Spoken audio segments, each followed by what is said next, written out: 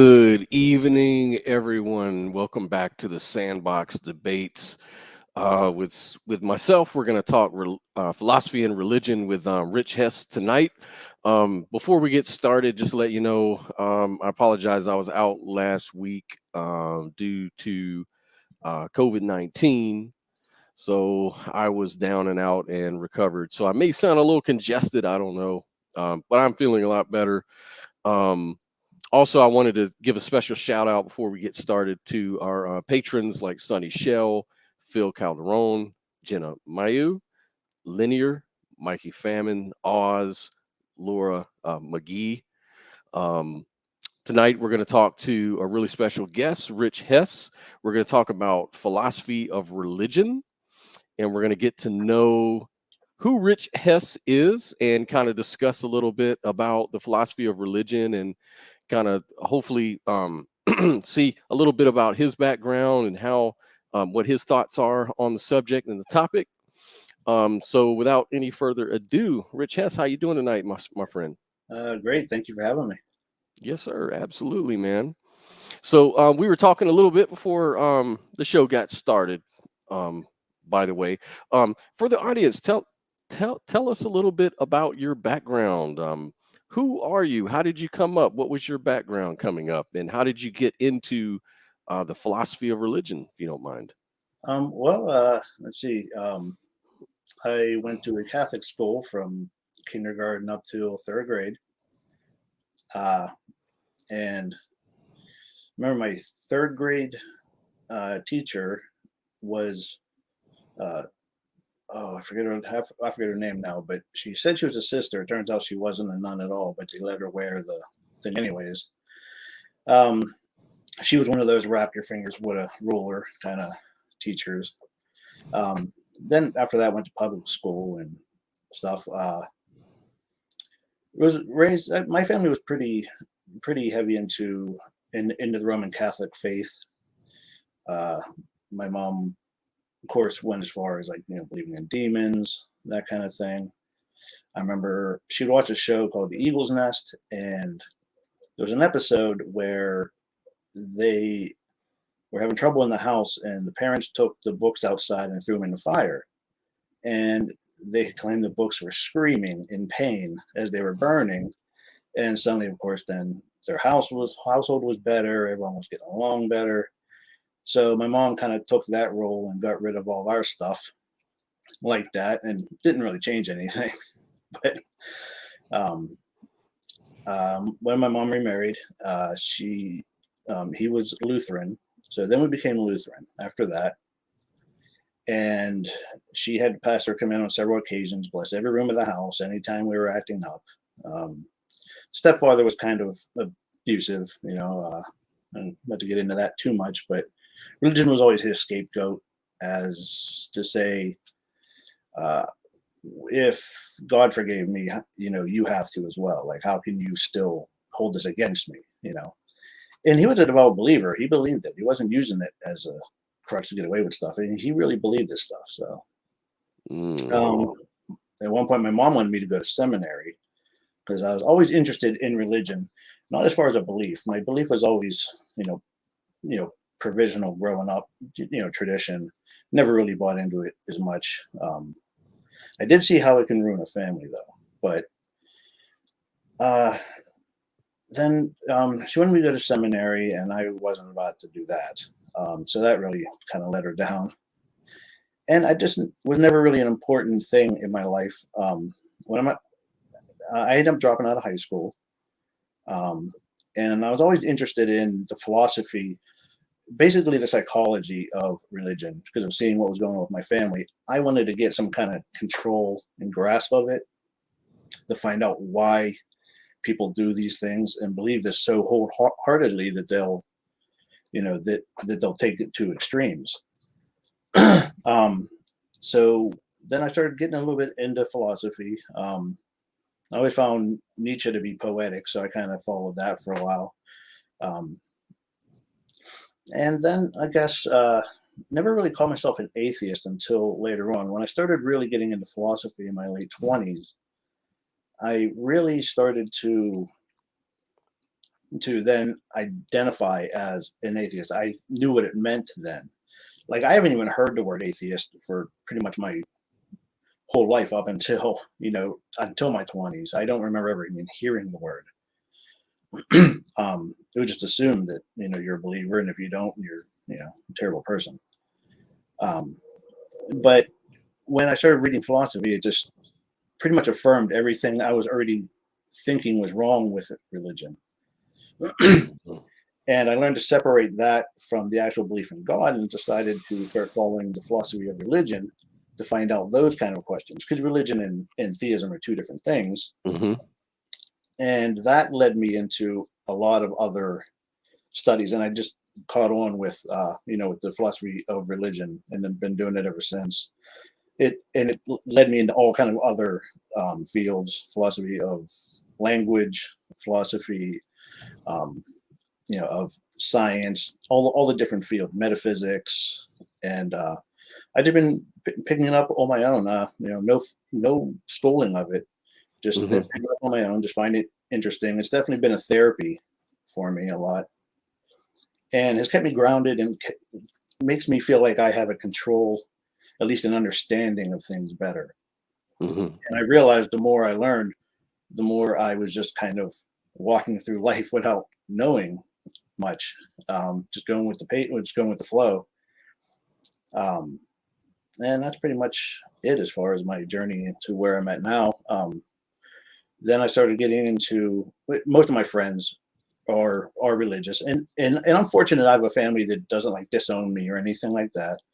We just don't talk about it. I mean, it disappoints my mom, but she'll still come to talk to me about the Bible because I know more about the Bible than she does. So, she knows my view on them. I'll tell her what it says, but I'll tell her my interpretation of it too. And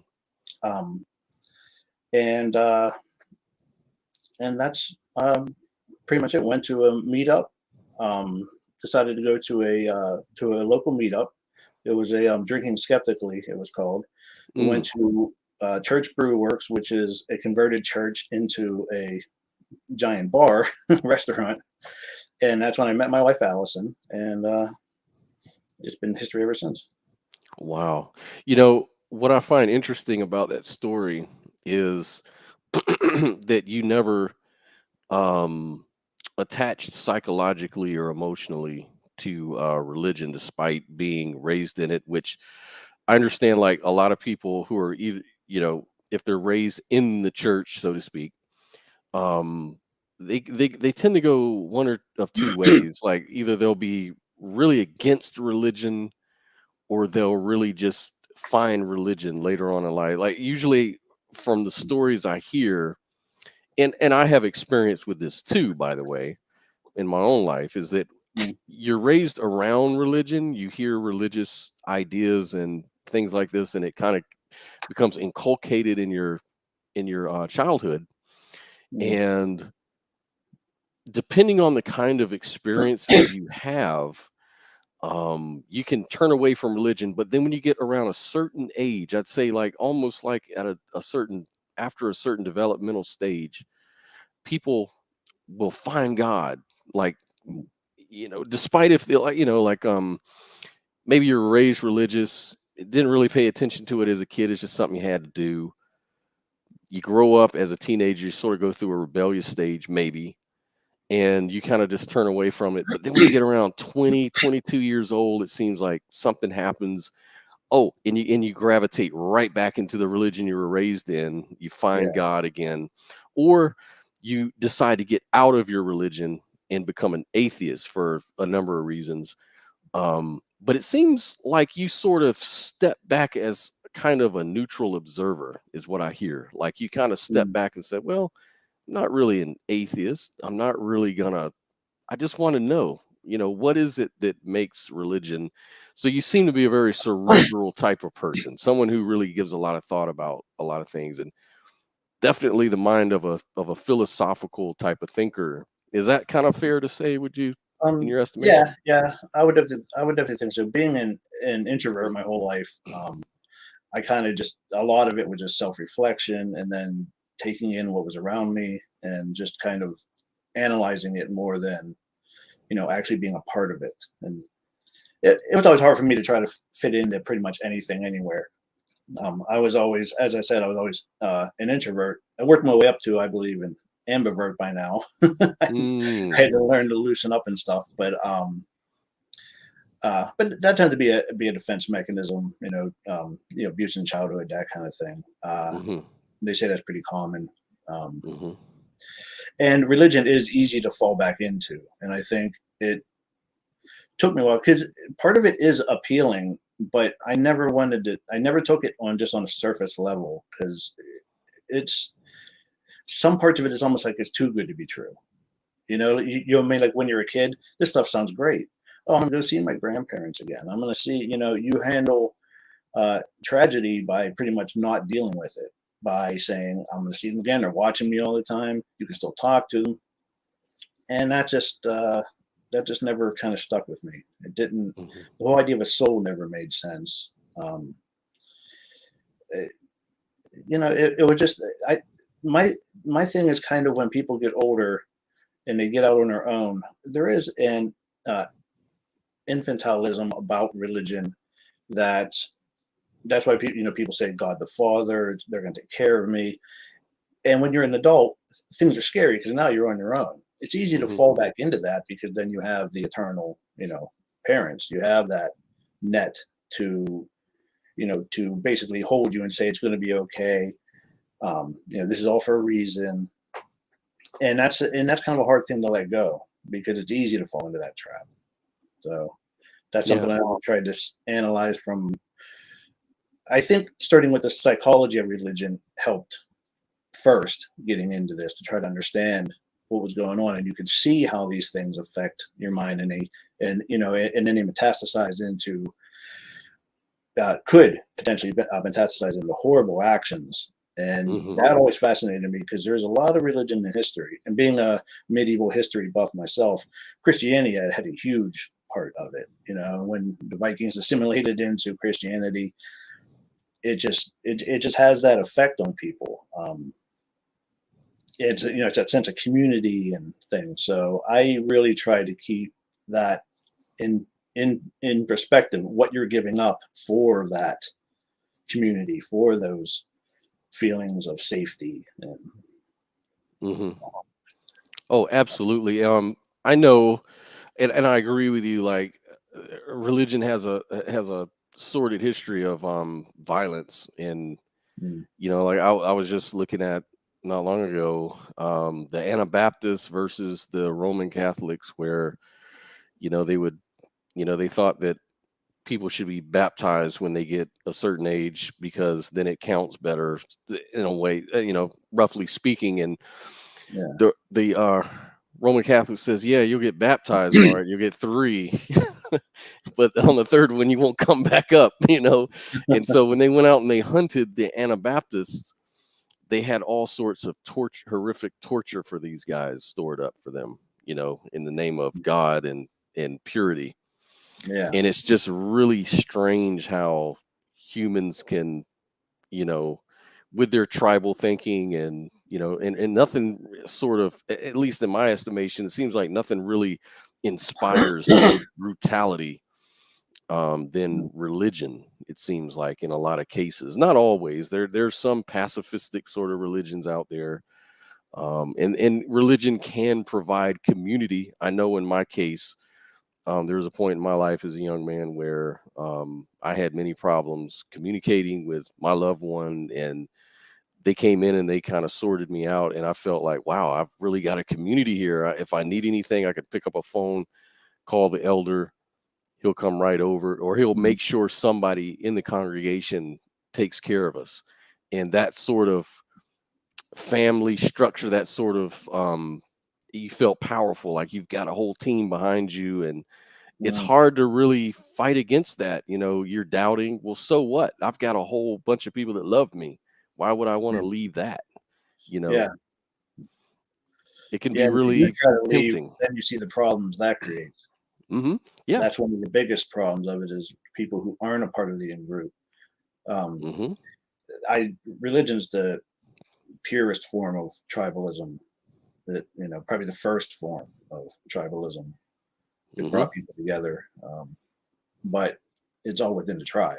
And when you stray from that, outsiders are, I don't understand how someone religious can have a conversation with someone, a Muslim, an atheist, whatever, with all the best intentions, but in the back of their mind thinking you're going to go to hell when you deserve it.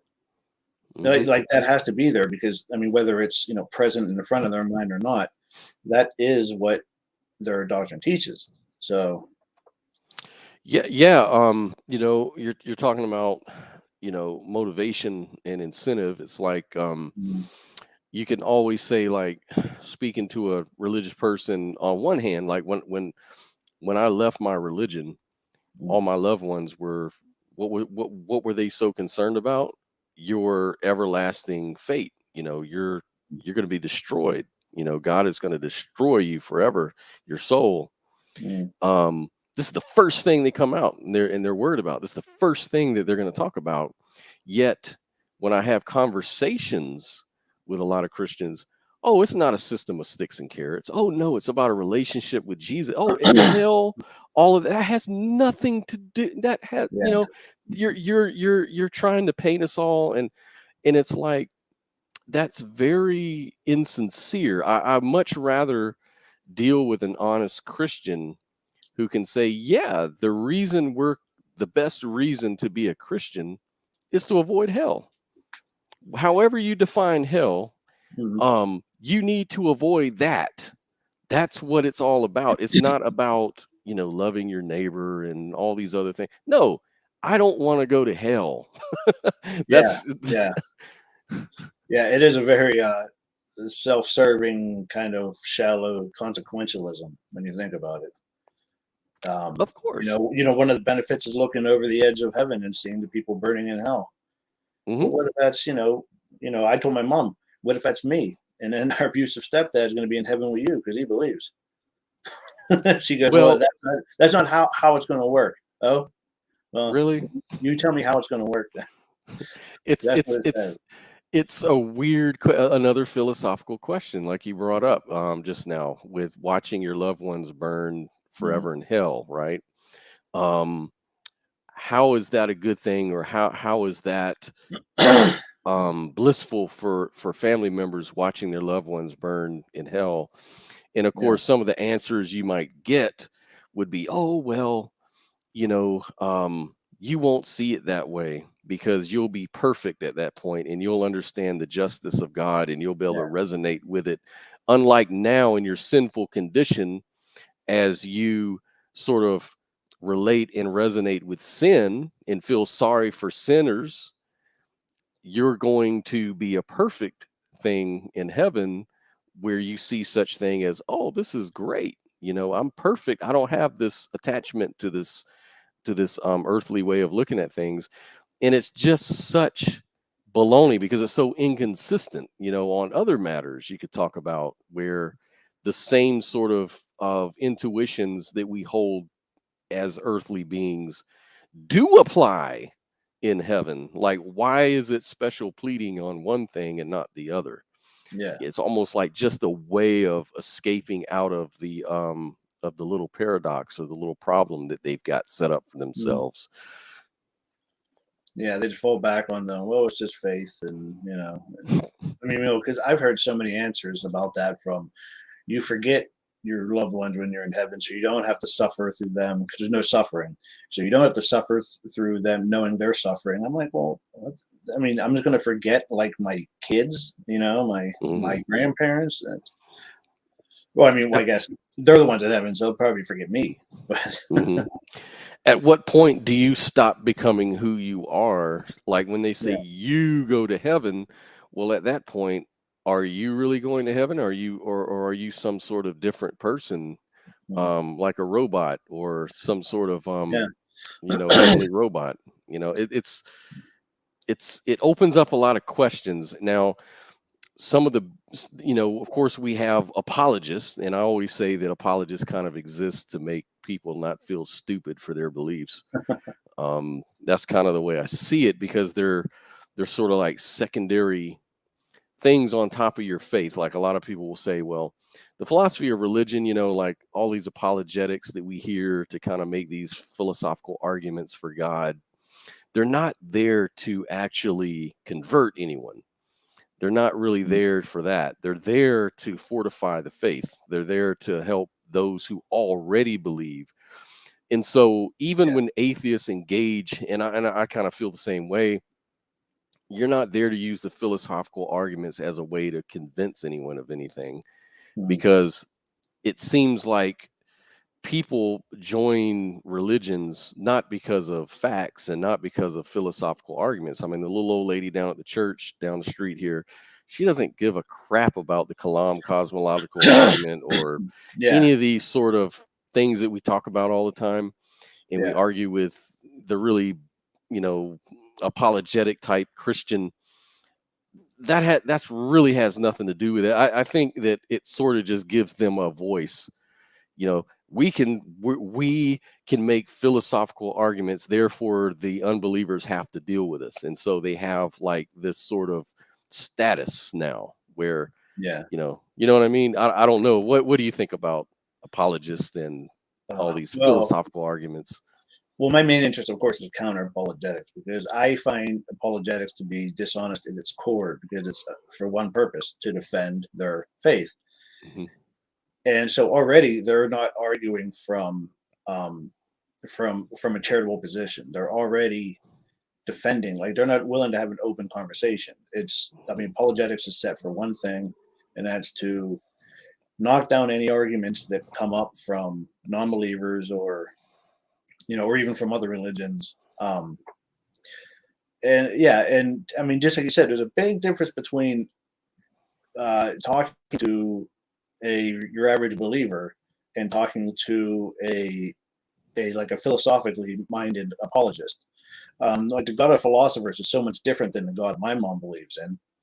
And people always say about attacking low hanging fruit. Well, 9 times out of 10, anyone I engage is going to know, be the casual believer. You're not going to hear William Lane Craig arguments. You're not going to hear Plantinga. You're not going to hear, um, you know, uh, the presuppositionalism, and you're not going to hear any of that kind of nonsense. Some of it will sneak in here and there in their sermons, and so they'll repeat kind of what they heard. But just by talking to them, they have no idea what that even means and what they're even saying. So Right. it doesn't take long to like smoke that out. So Right. Yeah, I agree 100% that they come with this air, and I really sometimes I loathe talking to these apologetic type of people because they try to justify these things as though there's this, what you're failing to do is talking to the atheists is they're simple minded. They don't understand the rich philosophical history, yeah, the rich tradition of the Christian apologetic, all the way from Thomism to and on and on and on to yeah, Aristotle. And it becomes like this high sounding justification. It's almost like I just read into that so much insecurity. Like even some of the websites that these people put out, rational faith, yeah, reasonable faith. It's almost like they have to constantly remind people we're smart, we are reasonable. Like, why would you have to say that unless you felt some sort of insecurity about faith? Reasonable yeah, faith. How is reasonable faith different from regular faith? yeah, It just seems like these sort of they had their time. Like there was a mhm, time before the Enlightenment when these sort of philosophical ideas were, just very convincing to people and very like, mhm, whoa, this is deep. But after the Enlightenment, after the scientific, revolution, it just gets more and more narrow, you know, and it's almost like they're just fighting, they're just rehashing these old arguments in new forms. yeah. You know what I mean?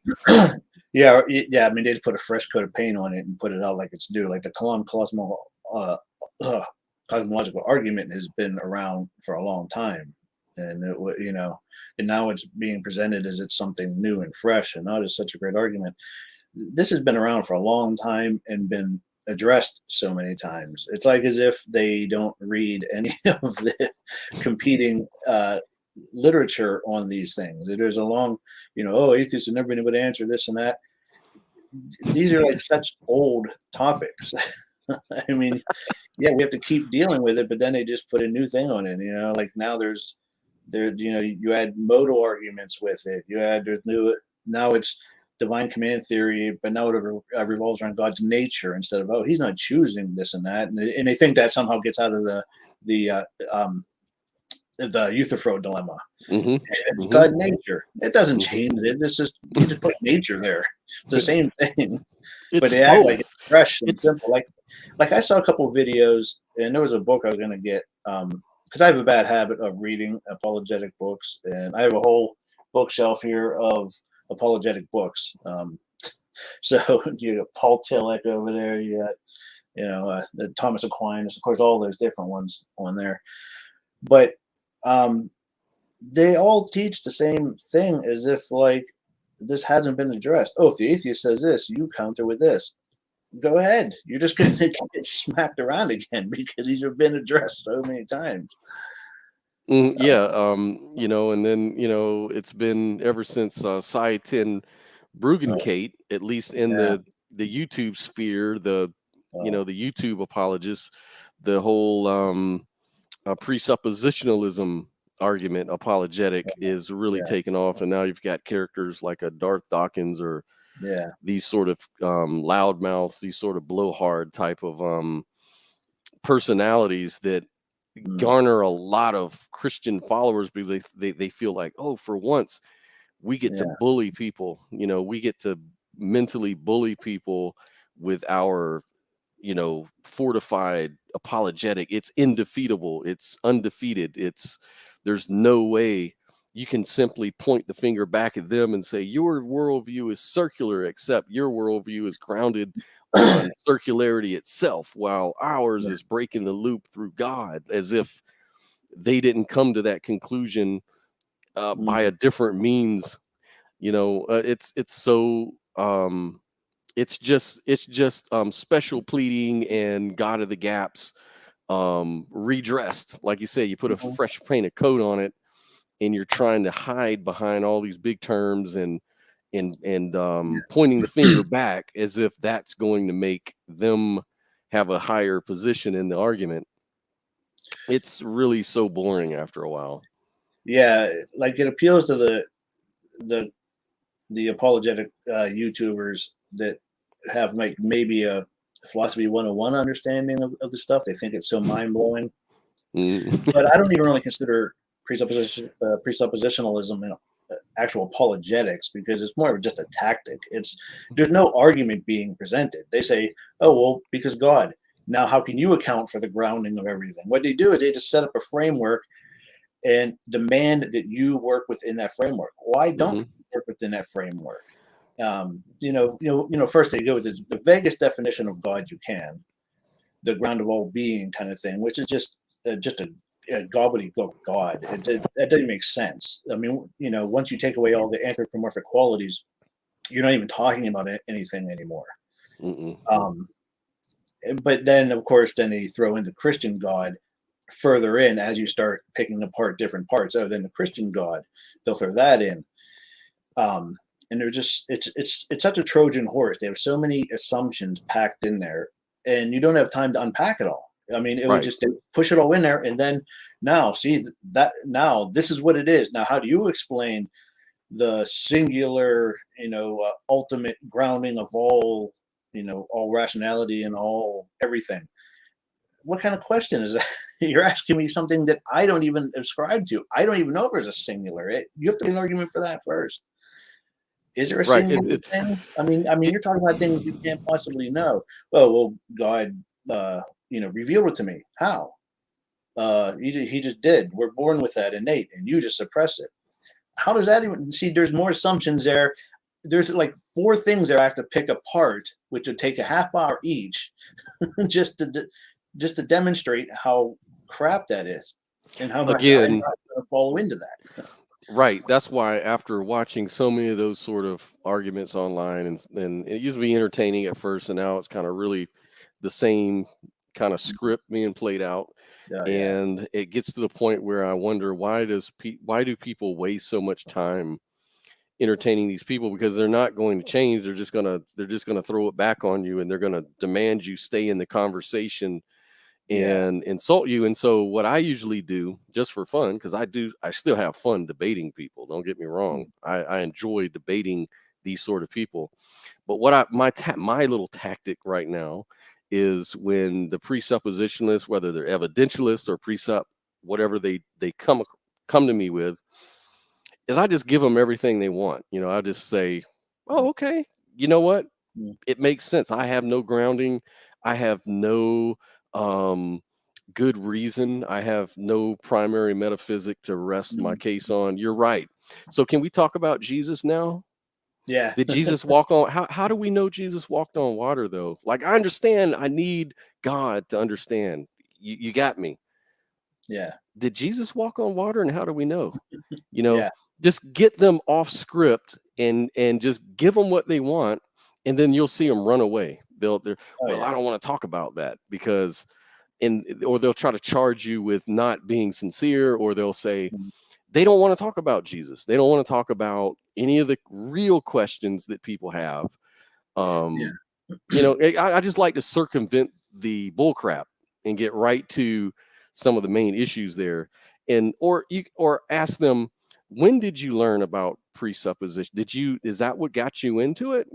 How did you become a Christian? Was it this presup argument? They'll always say no.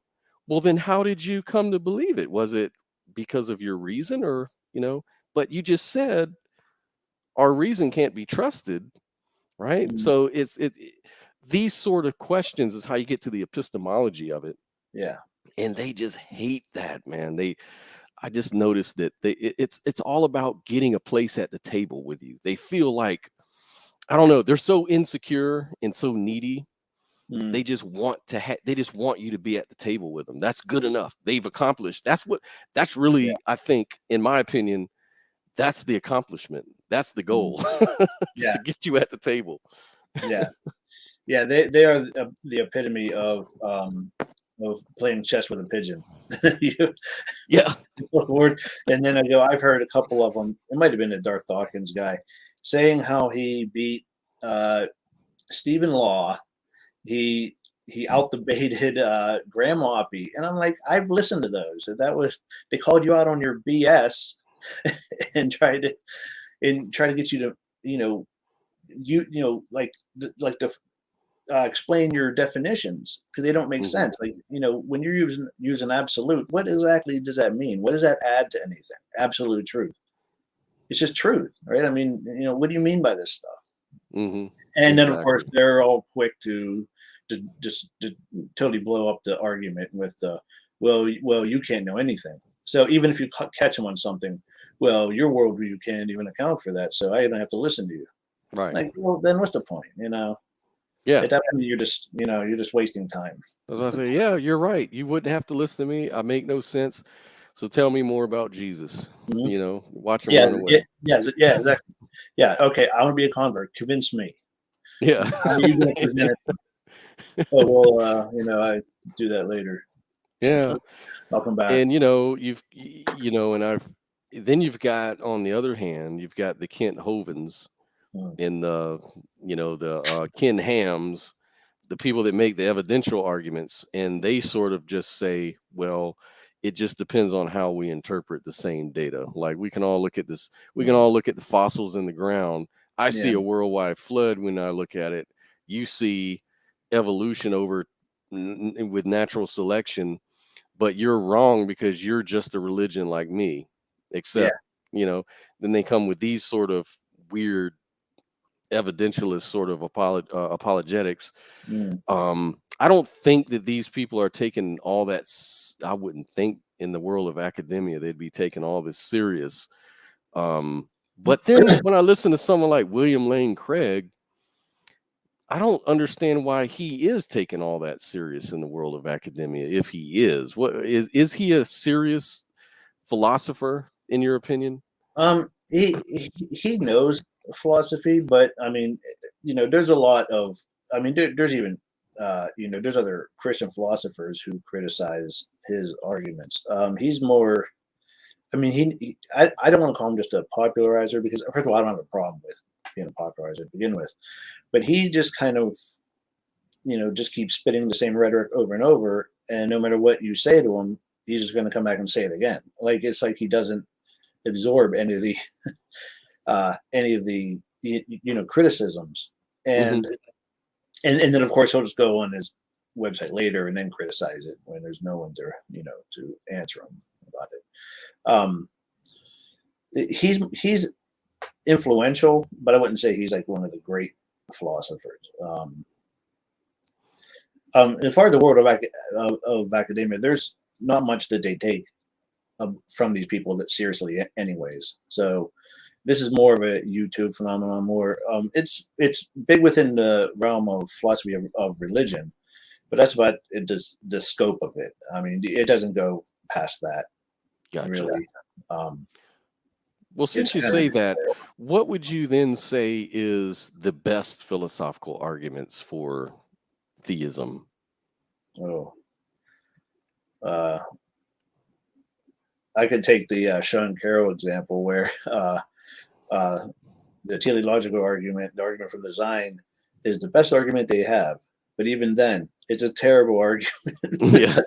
I really don't know of any really good ones. I mean, there are sophisticated arguments out there, but they're not without problems and, of course, rebuttals to them. I don't find any of them particularly that persuasive. Mm-hmm. I don't know. That's a tough question. Which one would be the best? Yeah. I mean, I guess it's easy to feel like we are special in the universe. I mean, of course, that's just a human trait. You want to be important. You want to feel, and they give you all that. But as far as an argument, I don't think there's any like strong argument for it. I think it's just all like emotional. Mm-hmm. Emotion. Drawing on people's emotions and just intuitions. Mm-hmm. And that's pretty much the best I think they can do. Yeah. And on the flip side, what do you think the best arguments against theism would be? Well, me, I consider myself a theological non-cognitivist, and that I think is the strongest argument in my atheology. And I don't take the hard stance where then we can't say one way or the other, right or wrong, that it's incorrect or correct, and that's there's some philosophers like there was A.J. Ayers that thinks even atheism reaches too far to even make an answer. I don't see it as meaningless topics, but I do see it to be incoherent, like the triune God. Mm-hmm. There's just then there's contradictory attributes, those kind of things. I think to where the God concept is just so muddled and nonsense and incoherent, and just and even self-contradictory in places. I think it doesn't hold up once you say, because anyone could say, oh, there's some mind out there beyond, there's something supernatural. Well, what is supernatural? Well, it's just something beyond nature.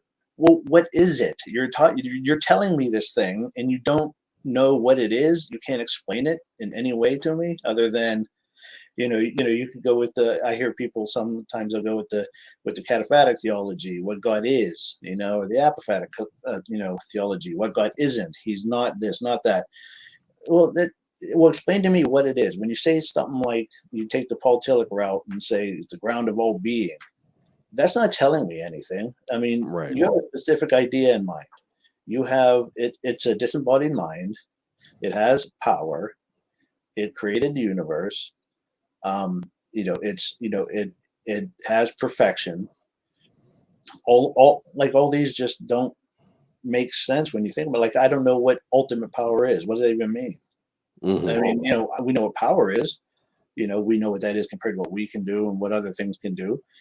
When we say ultimate power, what exactly are you talking about?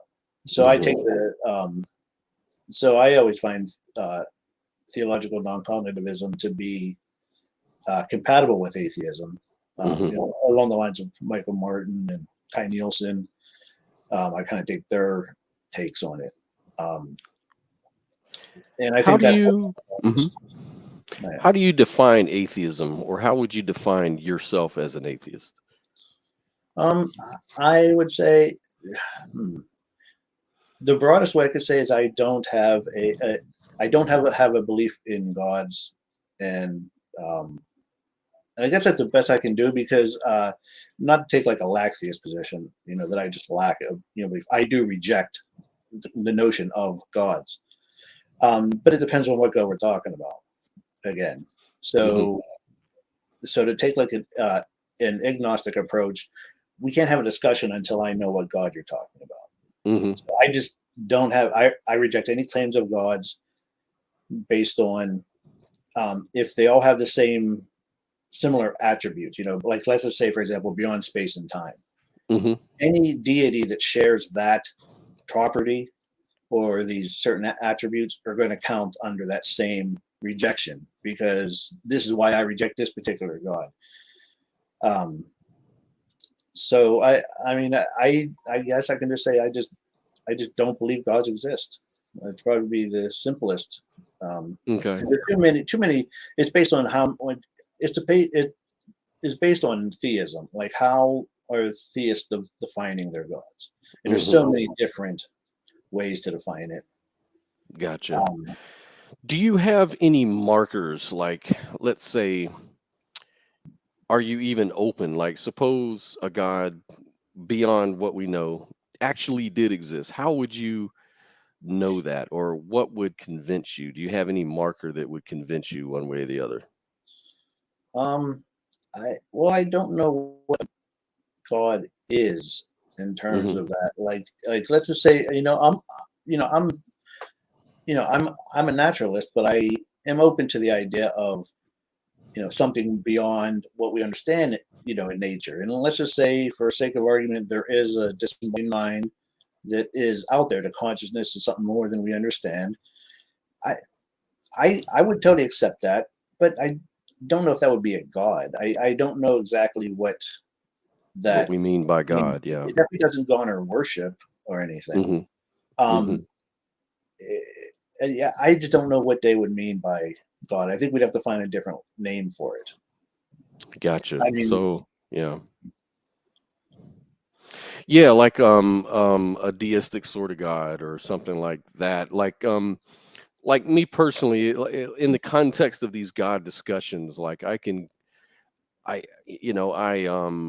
could consider myself to be a naturalistic sort of pantheist. In other words, mm, everything that the supernatural God tends to explain can be explained by some unknown part of nature. For mm, example, like maybe believe it or not, time and space is an emergent property. Maybe it comes from some underlying thing we don't know about that's beyond any description we've made up in our imagination yet.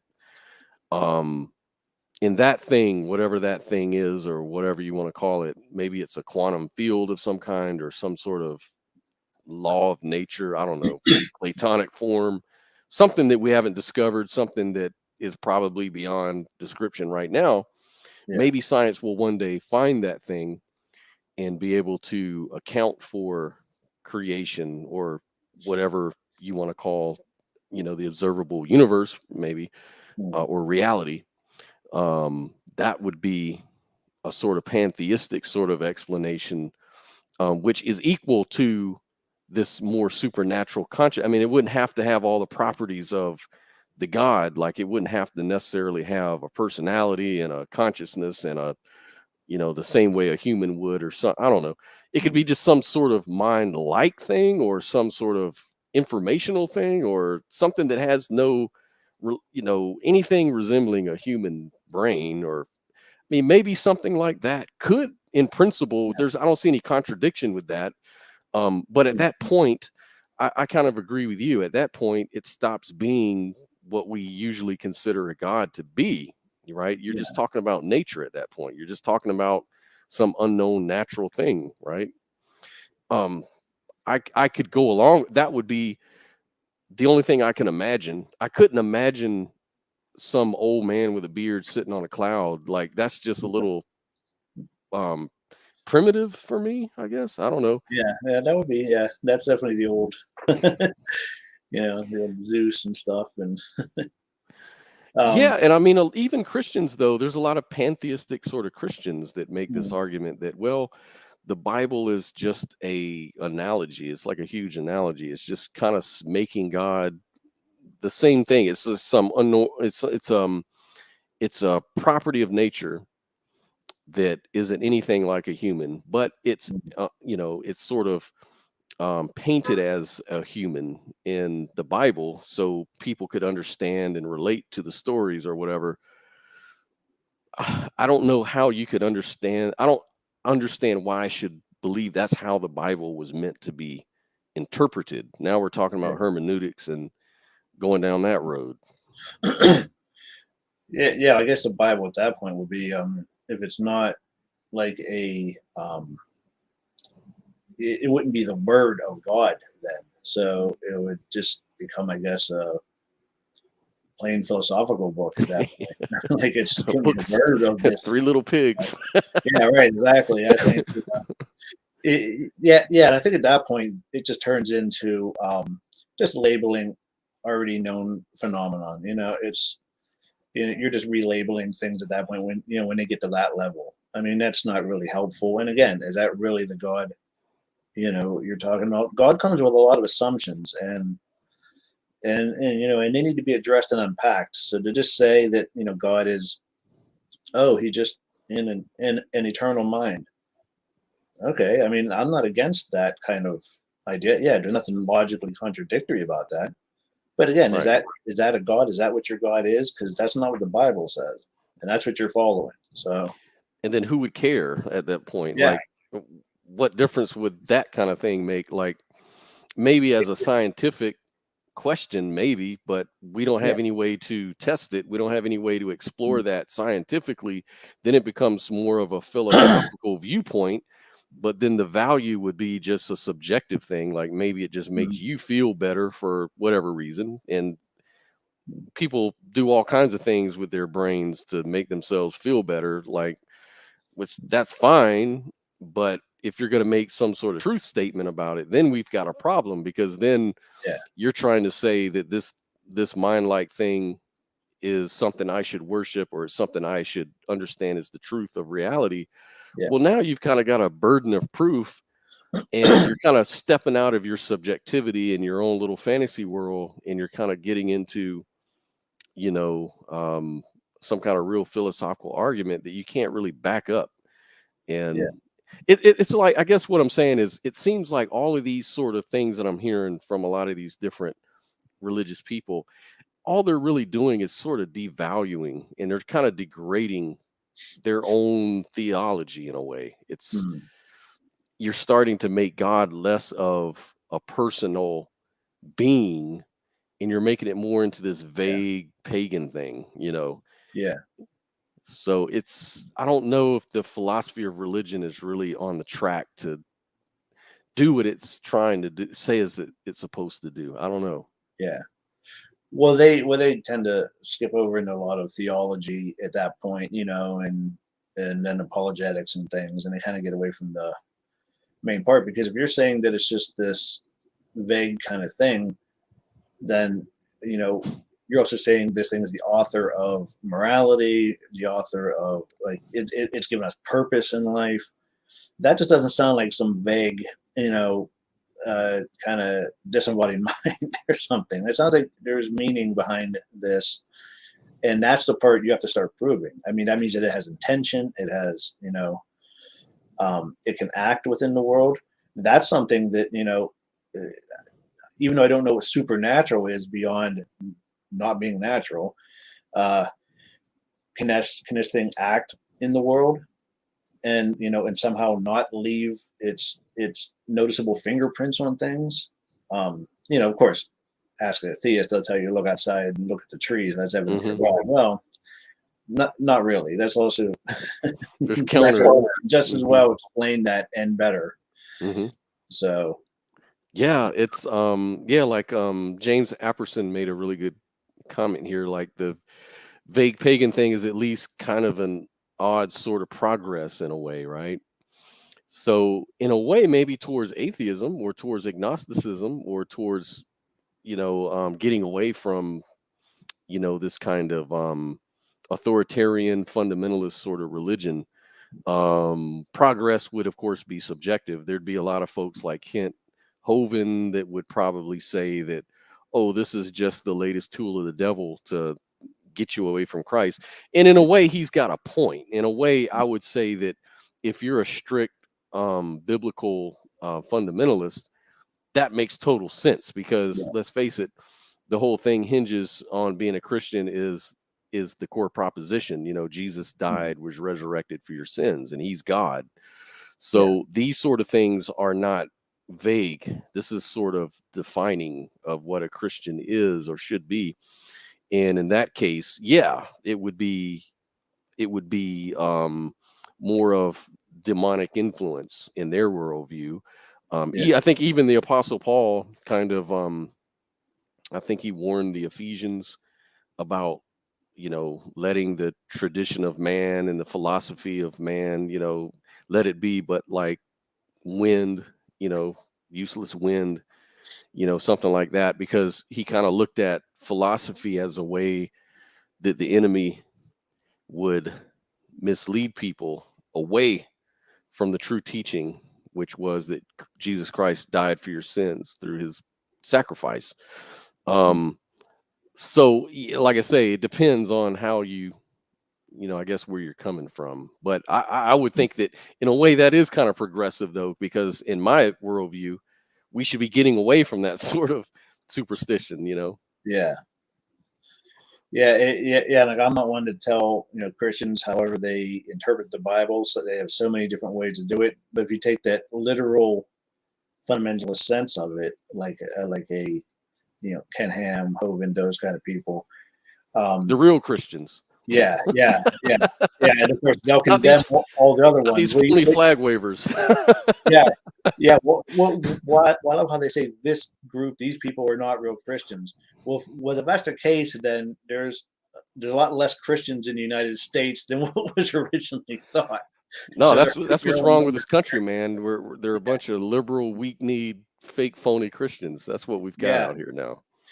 yeah, but yeah, and of course the big problem is that the Bible can be interpreted in different ways, Hmm. and that's always been the problem. I mean, during slavery, you can interpret the Bible to endorse slavery, Hmm. which is a literal reading of it, or try to do your mental gymnastics and try to, do like a vague reading of it, and then take certain passages, and then it's against it. Well, I mean, it can be interpreted so many ways. It's that's why it's so misleading and so flawed, is because people can use it for pretty much any purpose they want. Hmm. You can cherry pick any passage you want and make any point from it, and then you have the authority of God behind you. So it all depends on what your motives are to make the Bible dance the way you want it to. Well, that's what I don't understand about any brand of Christianity when I'm speaking to people doing street epistemology with somebody, for example, the outsider test of faith. It's like, oh well, all of this is just a test. We're tested here on earth to find the true interpretation of the Bible. It's the same Bible, but you've got to have the clear eyes of God. You got to have the Holy Spirit to kind of guide you and understand the truth. It's like, yeah, but have you ever thought that maybe, just maybe, your opponents say the exact same thing you do? Have you ever thought about that? Yeah, No, no, no. They're wrong. Well, they're just yeah, wrong. yeah, Well, if they're wrong, is it possible you could be wrong too? yeah, Oh no, no, no, not me, because I feel it. I have the real Holy Spirit. Like, yeah, it really just breaks down into absurdity. And I just don't understand how they keep people. I don't know. I try not to be judgmental. I have to understand I was one of them at one point. So mm, I don't know. It's frustrating, especially when you're dealing with loved ones and family, and you're trying to have an open, honest conversation. Yeah. And these sort of roadblocks are there where it's just unassailable because their mind just can't fathom your outsider test of faith or some Mhm. other sort of analogy. They're like, yo, you're not talking about, you try to come up with maybe how to figure out markers for your belief, like say, well, I believe Jesus was died and resurrected. And it's like, well, why do you believe that? Well, there were 500 witnesses. Yeah. Okay, if I told you that I saw my neighbor raised from the dead and there were 500 people that saw it and they all signed a paper that said they saw it, would you believe it? Oh no, that's just absurd. Yeah. Okay, so then then can we just take that off the table now and go to your next point? And then they'll come up with Yeah. the other point. Well, there's a rich history behind it. Well, did I tell you my neighbor has a rich history that this was going to happen? Oh, well, that's still Yeah. absurd. I wouldn't believe it. It's like, at what point do we get to the real reason that you're believing in this nonsense?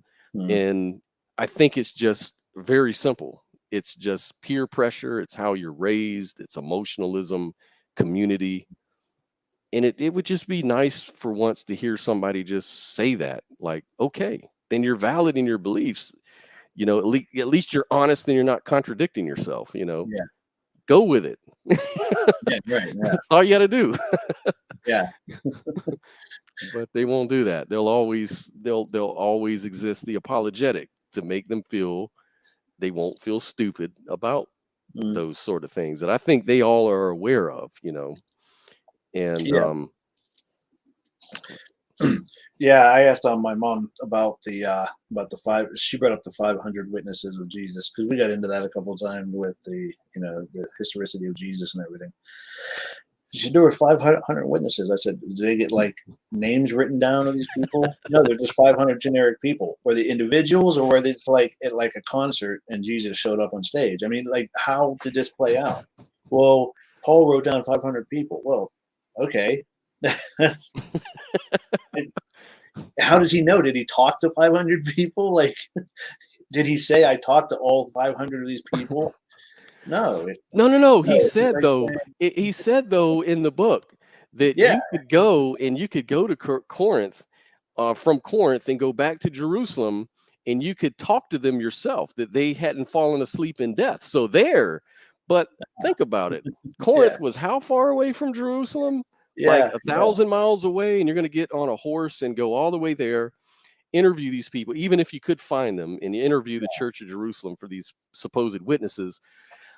Let's say they said, "Oh no, we didn't see shit. It was all bullshit." Do you think that yeah. you're still that's gonna change anything? That you go back, well, I talked to them and they said they didn't. Are they gonna record that and include that in the Bible canon? That Yeah. there's testimony to the contrary here? I don't think Yeah, well, so. I early think it'll 498, two people weren't sure. yeah. And you think if you make that kind of journey, you're going to document everything. You're not going to go there and come back and say, "Oh, I forgot all their names." Yeah. I forgot who they were. Excuse me. Yeah, I liked. I think what Robert Price made a good analogy and talked about I think with the 500 witnesses. There were 500 witnesses to collaborate the story. That's part of the same story. That's like saying, if there's no magical city of Oz, then where does the yellow brick road go? Yeah. That's part of the story. You can't use that as evidence. That's the story you're telling me. Yeah. That is so hilarious. I mean, some people even say, well, the Bible's true because it says so right there in the Bible. That's true. Yeah, well, God said so. It's true. It's there. Yeah, that's not circular. Oh yeah, and by definition, he can't lie. He said so, I guess. Well, Oh, I can make any definition I want. See, that's the problem with the definition of God. You can make it fit whatever you want, and that doesn't explain anything. Well, by definition, he can't lie. Well, what part of the definition? Right. Like, how did they figure that part out? Yeah. It's amazing. And, well, the whole point of this show, and I used to also have a show called Exploring Epistemology, where I'd meet people, whether online or whatever, invite them to the show, and we'd have these kind of conversations and sort of, hopefully have a guest that was open to have a really honest sort of conversation about it. And we would just have these sort of questions. And without any sort of judgment, it wouldn't be any sort of, well, you should not believe that on my side. It would just be just these questions. And you just watch them as they go through these comedy of errors with their reasoning. And, and people would just sit back and just laugh, like, oh my God. And then even some of them, one guy converted from being a Christian into atheism, despite a lot of abuse from his family as a result. And because we did this little exercise, and he was like, I found out I have no real good reasons for my beliefs, because I really felt foolish when I talked to you, even though you were very kind and gentle and you didn't really say anything. You just asked questions. And that's probably what hit me the hardest, was this guy's not even trying to make me feel like a fool, but somehow I'm pissed at him because he's kind of made me look like a fucking jackass. It's like, no, you did that all on your own. Right. I'm just responding to the crap you're handing me. I'm just pointing out flaws. Yeah, and he's grateful for it. He's, to this day, we talk all the time. He's like, man, that's great. I'm glad we did that exercise. But anyways, man, we're kind of running at the end of the hour. We're a minute over, but fascinating conversation. I'm so glad I met you, Rich, and your story and our conversation. Anything that you would like to plug, or anything that you want us to be aware of? Really, my wife and I co-author a blog, a Couple of Atheists blog. There it is. And come check it out. I think we have some interesting things for everyone. I kind of take a more philosophical approach. My wife is definitely more personal related. People think people can relate to what she's putting down. And Nice. Definitely want to check it out, guys. Anyways, I want to give a shout out again to all our patron people that are part of that. Also, our producer Wes, Phil Calderone, our co-producer Jena Miyu, and our audience. I just want to give a shout out to James Apperson for your great statements or questions. Kat the Humanist, hey, what's up, girl? People I haven't seen before. Well, we've got Linear. We got who is this? Daffy Kahi. I hope I'm pronouncing that correctly. I don't think I've ever seen you before myself here. Thanks everybody for joining us. Next week, I think I'm over this COVID. I will be able to do it again. Have another great guest, and we'll talk about our next topic. Until then, good night. Good night.